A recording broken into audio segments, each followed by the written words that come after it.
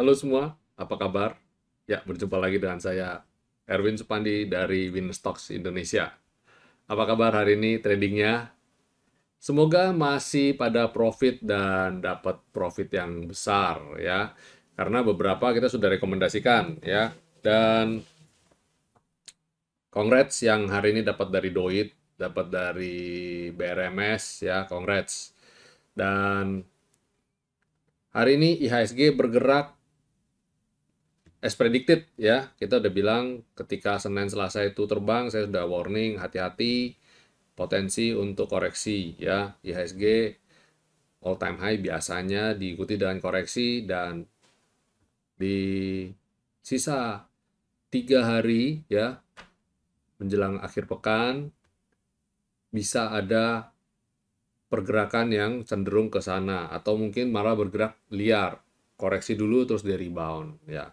Tapi setidaknya saya yakin teman-teman sudah antisipasi ya, para pemirsa, para penonton channel YouTube ini sudah antisipasi akan hal itu. Jadi nggak kaget lagi. Kalau galau, ya galau profitnya ketinggian, banyak ya. Aduh, taking profit apa enggak ya? Nanti kalau terbang lagi gimana? Atau galau, aduh saya taking profit cepetan. Biasa, itu manusiawi. Kalau masih begitu itu manusiawi. Ya, tapi saya mau kasih clue sedikit. Kalau jika Bapak Ibu sudah kena taking profit, saran saya jangan dikejar untuk re-entry lagi. Contoh kayak kemarin udah taking profit di Doit, hari ini Doitnya terbang. Jangan, ya kalau galau umpamanya nekat mau masuk, ya silakan. Tapi risk and rewardnya sudah nggak imbang, ya. Mending kita bidik cari saham yang lain. Dan itu juga lebih bagus buat mental kita, buat mindset kita investasi lebih bagus. Karena apa? Pada dasarnya prinsip kehati-hatian itu adalah prinsip nomor satu yang harus kita utamakan, Bapak Ibu ya. Dan ketika posisinya sudah terlalu tinggi, kita cari yang lain, nanti pada akhirnya saham-saham ini tertentu yang kita cari yang masih dalam posisi support juga akhirnya juga mantul juga, rebound juga ya. Jadi nggak usah ngotot harus kejar yang sedang terbang ini gitu.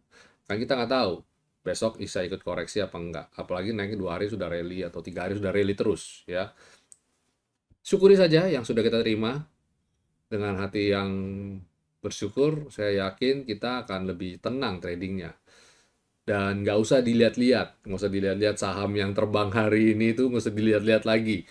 Lupakan aja, lihat, aduh saya kenapa saya jual duit, kenapa saya jual BRMS kemarin. Ya sudah, tutup buku, lihat yang lain. Cari fokus, alihin fokusnya. Fokusnya alihin, cari yang lain. Ya, kalau nggak bisa gimana Pak? Kalau nggak bisa tutup aplikasinya, udah nggak usah dilihat. Ya sesimpel itu ya. Itu yang sering saya juga lakukan kok. Jadi itu semua masih manusiawi. Dan hari ini saya mau bahas sedikit ya mengenai sektor properti. Ya, kita ketahui sektor properti ini beberapa mulai laporan keuangannya mulai keluar dan membukukan laporan keuangan yang bagus ya. Alam Sutra membukukan profit 2 triliun lebih ya. Bahkan ketika dibandingkan year on year dengan tahun kemarin meningkat 100%. Wow. Dan Pakuwon juga sama. Luar biasa laporan keuangan. Saya yakin juga CTRA, BSDE, Sumarekon juga membukukan laporan keuangan yang bagus. Ya pastinya begitu karena mereka bandingin 2020 2021. Ya, 2020 kan pandemi nyungsep, 2021 kan tiba-tiba ekonomi mulai membaik gitu. Saya sudah warning, saya sudah ngomong juga, silakan nonton YouTube-YouTube saya. Kalau yang sudah rutin nonton dari tahun kemarin juga pasti tahu, saya sudah bilang bahwa jangan kaget nanti kalau laporan keuangannya tiba-tiba membaik semua, semua serba membaik. Ya jelas bandingannya tahun 2020. Kalau kita mau bandingkan harusnya bandingkan dengan tahun 2018, tahun 2017 gitu ya. Ketika sebelum pandemi. Kalau bandingin sama pas pandemi ya jelas semua sesuatu jadi kinclong semua. Dan pada galau dong, kenapa laporan keuangannya bagus tapi kinerja sahamnya masih di situ-situ aja. Bahkan hari ini ada yang turunnya cukup dalam sektor properti tersebut. Ya wajar saja karena kalau saya bilang istilah tradingnya istilah itu sudah price in. Artinya apa? Artinya orang sudah pada tahu bahwa laporan keuangannya akan bagus. Jadi no wonder udah pada nggak heran semua.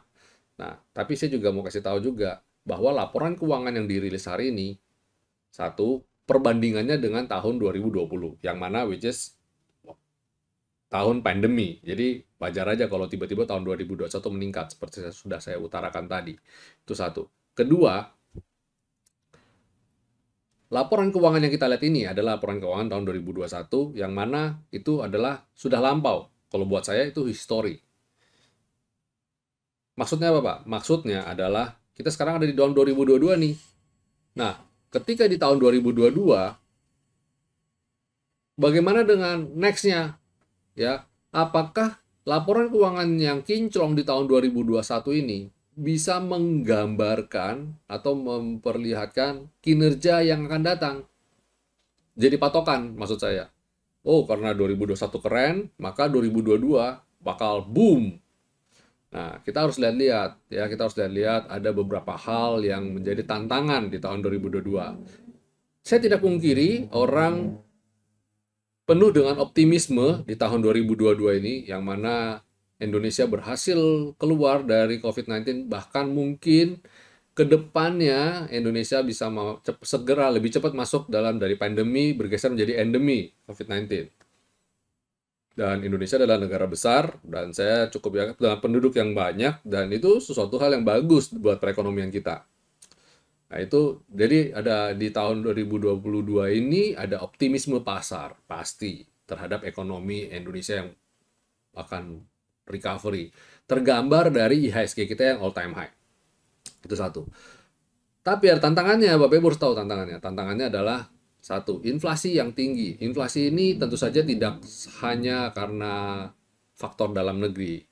Inflasi datang dari faktor luar negeri yang paling besar. Pertama, dengan naiknya harga bahan bakar minyak. Oke, itu nomor satu. Kedua, harga komoditi lainnya juga diikutin. Ikut naik juga nih, sentimennya ikut naik juga. Hasil bumi ya, banyak naik. Nah, dengan dua naiknya ini, akan memicu, akan menjadi trigger dan salah satu faktor utama naiknya inflasi. Oke? Karena apa? Karena cost produksi naik ya, cost produksi naik dan macam-macam. Itu sentimen yang sangat akhirnya kayak efek domino ya. Nah, ketika inflasi tinggi, otomatis juga akan diikuti dengan kenaikan suku bunga. Nah, bandingkan di tahun 2021, properti laporan keuangannya bagus, transaksinya tinggi karena ada sejumlah stimulus yang dikucurkan oleh pemerintah. Pengurangan pajak, terus suku bunga yang rendah. Itu stimulus yang supaya merangsang sektor ini bergerak. Ya, kita tahu sektor properti adalah sektor padat karya yang sangat menyerap tenaga kerja, dan ujung-ujungnya ketika banyak tenaga kerja yang digunakan, otomatis apa? Uang berputar. Ada gaji yang dibayarkan dan sebagainya ya.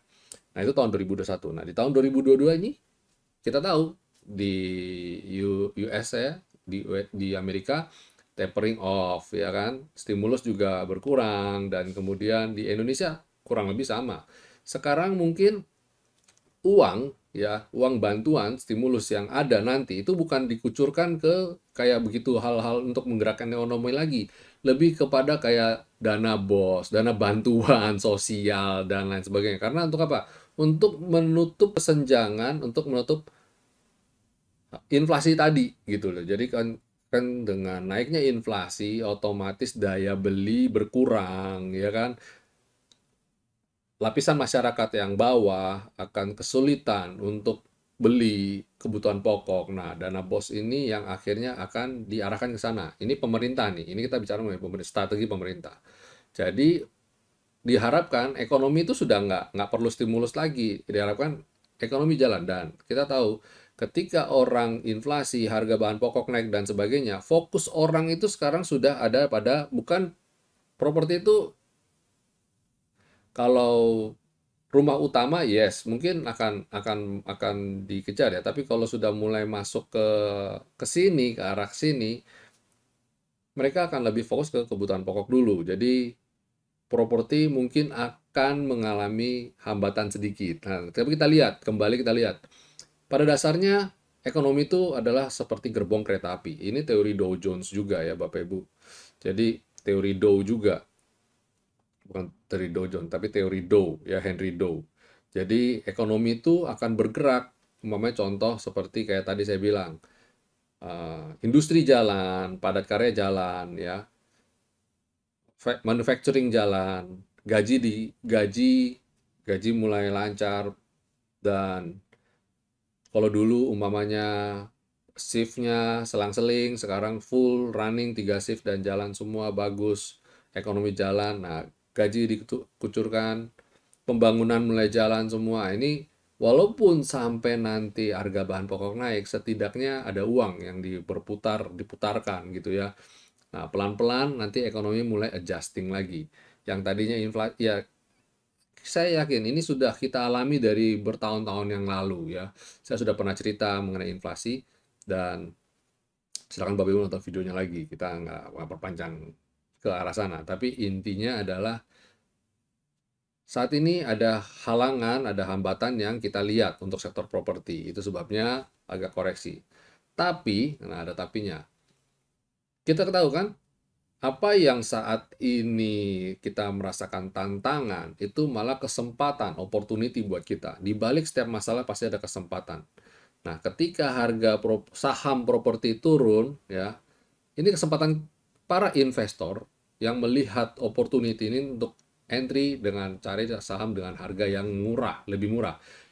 Ya, memang harganya nggak nyungsep, benar-benar nyungsep sekali memang, tapi setidaknya ada kesempatan untuk kita untuk beli ya.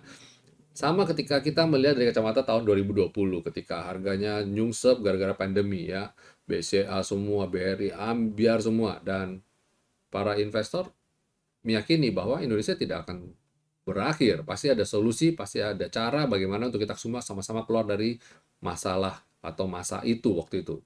Dan akhirnya sesuai perkiraan kan IHSG artinya all time high juga kan.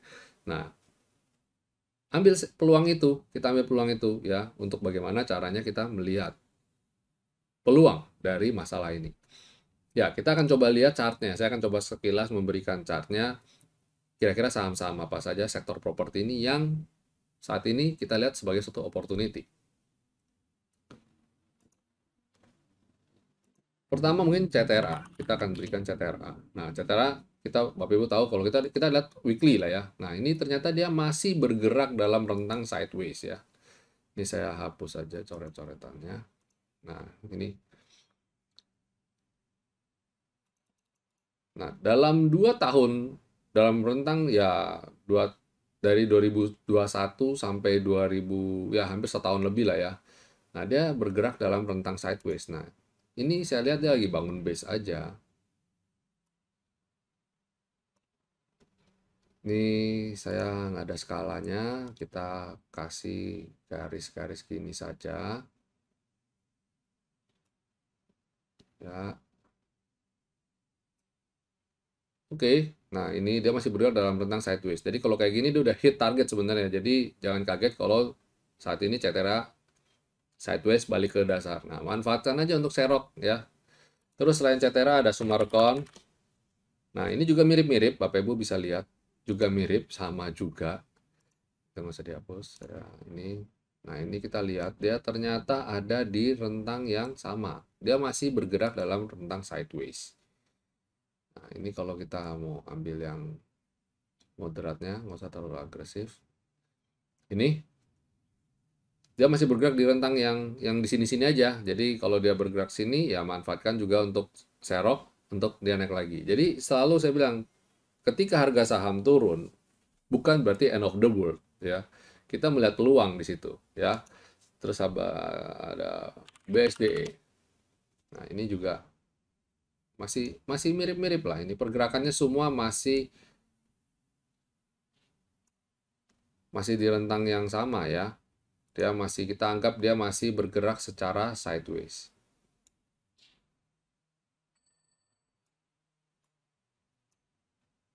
Nah, ini dia masih bergerak dalam sideways. Jadi peluang nih. Ini lagi di support dan bergerak ke support. Jadi silakan. Nah, ini Asri. Asri kinclong banget ya. Kinclong, cukup kinclong, dan ini bergeraknya Laporan keuangan maksud saya yang kinclong, tapi pergerakannya masih masih kurang bagus ya. Nah ini, dia rupanya masih masih ada di sini, areal-areal ini juga masih belum bergerak. Jadi masih cenderung downtrend malah ya bahkan ya. Jadi ini kesempatan nih, peluang untuk beli mungkin ya bagi investor. Ini bagi yang suka invest jangka panjang ya. Kalau saya sih jujur tidak terlalu ya. Saya lebih suka tradingnya. Jadi ini ulasan saya ini sekaligus juga ya untuk teman-teman yang juga mungkin lebih cenderung ke invest. Selain itu ada Pakuwon. Nah, ini juga sama, mirip-mirip ya. Mirip-mirip semua nih, Bapak Ibu bisa lihat, cermati ya teman-teman semua.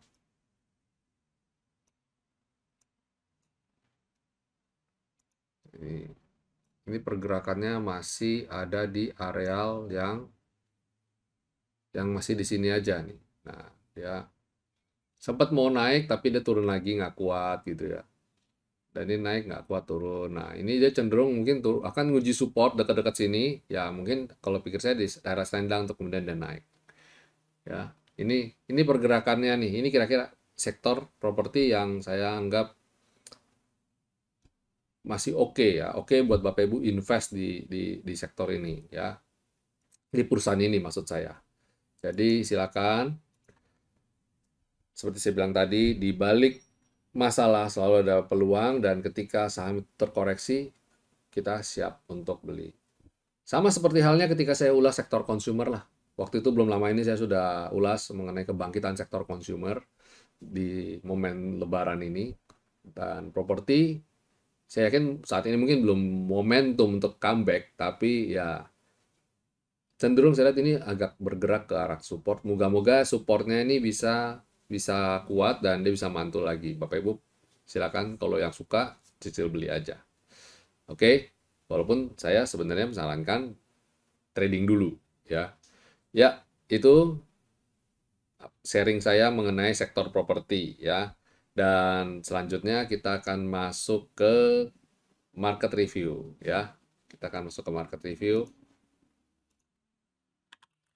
Kalau lihat market review sih, kalau lihat candle weekly pada dasarnya masih oke ya. Ini tengah minggu ya, ini hari Rabu tengah minggu. Kalau lihat candle weekly-nya masih oke pada dasarnya, jadi jangan terlalu khawatir. Cuma tadi pada ada kita lihat di beberapa, saya lihat di beberapa tempat mengatakan bahwa wah IHSG sudah mulai nih masuk areal koreksi nih. Ya memang, tapi saya bilang masih koreksi sehat sifatnya ya. Dan beberapa waktu kemarin saya sudah bilang wajar dan ini adalah level support yang saya harapkan masih bisa menjadi support kuatnya ya. Jadi saya lihat berpotensi menguji level support ini IHSG ya. Dan moga-moga ini cukup cukup kuat untuk kena dan dia mantul. Jadi areal ini lah ya. Nanti dia bisa swing di sini dan dia bisa mantul lagi. Jadi silakan Bapak Ibu ya yang bagi yang mencermati IHSG, areal inilah jadi supportnya. Dan malah buat saya kembali lagi IHSG koreksi berarti ada saham-saham yang juga berpotensi koreksi dan layak untuk kita serok juga. Ya, soalnya saat ini beberapa sudah pada tinggi. Ketika pada teman-teman pada profit taking semua pada bingung. Pak, saya masuk apa lagi nih? Ya, cari yang disupport. Wah, mana yang disupport? Ya, pada bingung ya. Nah, kita lagi bahas, kita lagi lihat-lihat.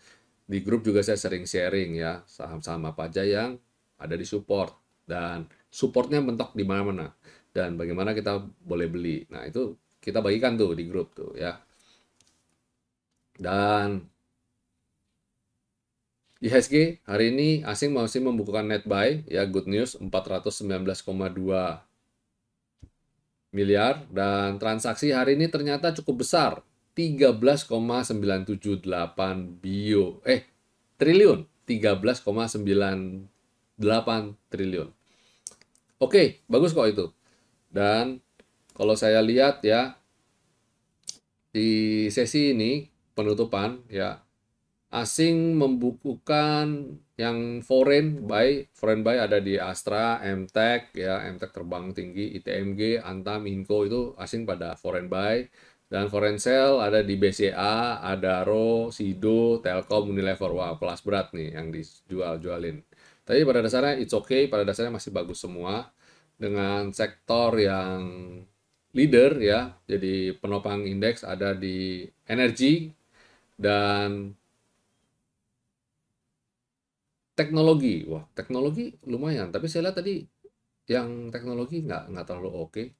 Saya nggak tahu nih teknologi apa nih yang dimaksud yang nopang indeks nih. Naiknya 2%. Coba kita cek aja nanti. Ya, yang lain-lain masih moderat, masih cenderung bergerak ya naik turun masih di situ-situ saja. Ya, sektor finance ya. Jadi yang beratin jadi pemberat ada di finance, terus ada di properti, ini pemberat, terus kemudian transportasi pemberat dan coba kita cek chartnya aja deh. Secara sektoralnya bagaimana? EDX Basic, mulai dari EDX Basic seperti biasa. Masih oke ya, masih oke. Cuma saya lihat ini ya sudah terlalu jauh nih. Ini juga waktu-waktunya dekat-dekat akan koreksi. Consumer cyclicals jebol, support ya. Mungkin bisa berpotensi ke areal skyline ini. Terus habis itu energi, nah ini naik lagi ya. Hari ini batu bara ya. Kembali saya sudah selalu bilang sektor energi itu batu bara sebagai pemberat apa sebagai bobot beratnya dan saya udah kode beberapa waktu belakangan ini untuk tetap keep yang batu bara atau energi pada dasarnya. Terus kemudian ada sektor finance. Nah, sektor finance ini juga sudah hari ini bergerak menuju support ya. Moga-moga support ini ketahan, tapi kalau nggak bisa nahan, lanjut dia bisa ke areal 1557 ini. Masih bergerak sideways. Dan kemudian healthcare masih sideways juga ya, masih naik turun di sini, areal ini. Terus sektor industri juga nggak kemana-mana, masih flat juga saya bilang rawan koreksi. Terus habis itu infrastruktur, nah ini nguji support ya. Moga-moga villa ini bisa nahan dan dia bisa rebound. Kayaknya bisa rebound lah. Ya ini kayaknya bisa oke lah. Coba kita pantau aja dah. Terus consumer non cyclicals, ya masih dalam tren naik yang bagus dan dia sedang menguji resisten. Tadi mau kena V-line dan dia turun ya. Moga-moga nanti dia bisa naik lagi. Dan ini habis golden cross juga sih. Selendang dan skyline golden cross. Sorry. Ya, ini sih golden cross bener. Ini golden cross. Cuma masih cenderung masih jangka pendek ya. Terus habis itu sektor tekno ini yang tadi wah, lumayan nih sektor tekno. Terus properti, nah ini properti ya, jebol support dan cenderung turun. Kenapa saya ulas ini? Karena lihat dia cenderung dia udah jebol supportnya ini dan berpotensi nguji support yang paling bawahnya ini. Ini yang saya khawatirkan, makanya saya bikin video ini mengulas mengenai sektor properti ini. Dia bisa ke sini. Kalau jebol ini lagi ya dia turun lagi. Tapi nggak apa-apa, nggak usah khawatir, manfaatkan aja. Ini berarti kesempatan untuk belanja lagi ya. Transportasi juga koreksi, tapi ini saya lihat masih koreksi sehat, berpotensi untuk rebound lagi, segera rebound lagi. Kita berharap dalam waktu dekat, karena dia masih dalam jalur tren naik. Jadi, rules-nya di saya itu simple. Selama candle ada di atas selendang, berarti cara jangka pendek itu dalam tren naik dan masih layak hold. Jadi, kalau umpamanya dia naik turun di selendang, lagi koreksi, ya manfaatin aja untuk buyout weakness. Ya, itu secara market review ya. Dia punya sektoralnya seperti itu. Jadi, jangan kaget jika IHSG menguji support dalam 1-2 hari ke depan. Ya, hari Kamis dan Jumat. Secara Senin, Selasa kemarin dia udah strong banget. Ya. Jadi, jaga trailing stop itu yang paling bagus. Atau kalau sudah profit, ya jual dulu aja sebagian. Oke? Dan kita akan masuk segmen berikutnya yaitu rekomendasi, dan sebelum saya masuk rekomendasi, saya juga mau ajak Bapak Ibu kembali ingatkan jangan lupa untuk subscribe channel YouTube ini dan nyalakan tombol loncengnya sehingga ketika kami upload video-video konten-konten baru Bapak Ibu bisa dapat notifikasinya. Dan tentu saja jika Bapak Ibu ingin trading saham atau nabung saham, Atau mungkin sudah punya rekening dan pengen nambah lagi untuk mungkin yang itu buat nabung saham, yang ini buat trading ya. Saya bekerjasama dengan Henan Putirai dan untuk pembukaan rekening kita via online, Bapak Ibu silakan klik link di bawah ini dan jangan lupa untuk input kode salesnya dengan kode EN, Echo November. Itu kode sales dari saya. Ya, oke. Sekarang kita masuk untuk rekomendasi ya. Untuk besok rekomendasi ada apa ya? Pertama, seperti biasa saya rekomendasikan ada 5, yaitu pertama LPPF. LPPF ini menarik karena dia kemarin sudah jebol selendang, kita berpikir dia akan koreksi dalam, ternyata dia berhasil rebound. Dan hari ini dia sudah kembali naik lagi. Besok jika dia bisa naik ke atas selendang, itu berarti cukup oke. Ya, silakan cermati. Walaupun hari ini transaksi cukup rendah, hari ini terendah, transaksi volumenya rendah. Jadi kita harap dia nggak PHP, dia nggak jebol. Jadi sebaliknya ya, pantau juga jika dia jebol selendang, jebol 5.770, nah gitu ya kita kecilin lah lebih rendah lagi. Jika dia jebol 5.770, jangan beli ya, jangan beli. Berarti trading plan kita no buy ya. Jangan berarti saya rekomendasikan apapun yang saya rekomendasikan berarti valid untuk dibeli, belum tentu. Kita lihat pergerakan besok hari untuk konfirmasi. Itu harus selalu Bapak Ibu ya tahu dulu ya. Bukan berarti yang saya rekomendasi besok di HK. Wah, ya salah kayak gitu ya. Jangan, nggak boleh. Rekomendasi saya ini kan saya buat di tanggal 6 untuk perdagangan tanggal 7. Nah, waktu di tanggal 7-nya pastikan syarat-syarat buy-nya sudah terpenuhi dulu ya. Oke, itu LPPF pertama, terus itu kedua adalah Mayora. Ini juga saya cermati ya karena menjelang Idul Fitri, masuki bulan puasa, orang mulai ngepak parcel, mulai belanja-belanja untuk kebutuhan Idul Fitri untuk eh, merayakan hari raya bersama ya.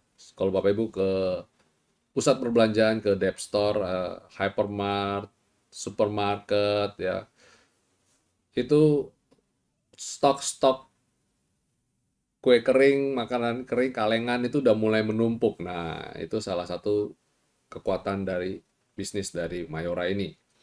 Dan harapan saya dia bisa bangkit lewat dari selendang ini sebagai supportnya, naik ke atas areal skyline ya, ke atas skyline ini di garis 1760. Jika dia bisa mampu naik ke atas 1760 akan mempunyai impact yang bagus sama Mayora. Kenapa saya milih Mayora? Karena dia punya risk and reward-nya masih cukup bagus, dia masih cenderung upside-nya lebar dibanding support-nya yang ke bawah yang cenderung kecil. Jadi kalau mau mesti cut loss-nya juga nggak sampai terlalu dalam. Habis Mayora ada Harum. Nah, Harum ini harapan saya dia bisa menutup gap ini. Kalau dia bisa menutup gap dan naik di atas ini, dia masih bisa dalam tren naik. Dan harus pantau ketat dulu ya, karena ini komoditi pergerakannya cukup agak liar nih Harum ini. Jadi pantau ketat. Terus kemudian setelah Harum ada Adaro ya. Kembali Adaro kita rekomendasikan kepada Bapak Ibu. Kemarin-kemarin kita sempat rekomendasikan di tanggal 1 April ya. 1 April saya pernah rekomendasikan, nggak tahu saya rilisnya ke grup atau ke video ini juga ya. Tapi tanggal 1 April sudah saya rekomendasikan di sini. Dan profit sudah 10%-an ya. Mantap.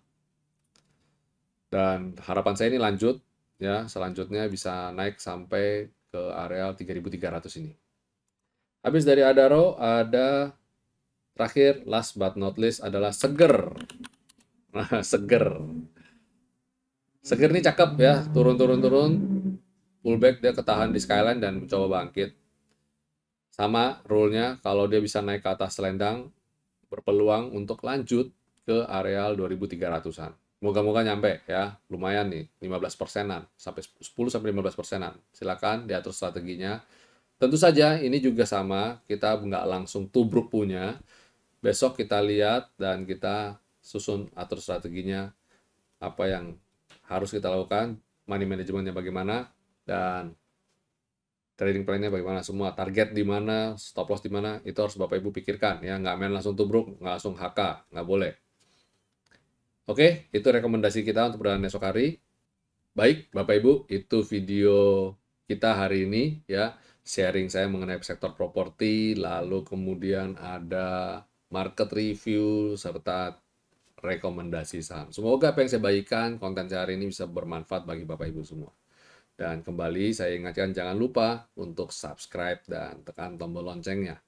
Dan jika Bapak Ibu merasa mendapat manfaat yang baik dari konten-konten kami, jangan lupa untuk memberikan jempol. Dan tentu saja saya ajak untuk bergabung bersama Winner Stocks Indonesia. Kami membuka pelatihan secara online dan ada fasilitas-fasilitas pendukung untuk lebih mudah mempelajari apa itu technical analisa dan bagaimana trading dengan baik dan benar. Silakan ke website kami, ada di kolom deskripsi ya, atau mau tanya-tanya juga boleh, silakan hubungi kami juga lewat kolom deskripsi, ada WhatsApp dan Telegram. Sampai jumpa semuanya, jangan lupa bikin trading plan, dan happy profit, stay safe, stay healthy, stay strong, and God bless you all. See you tomorrow.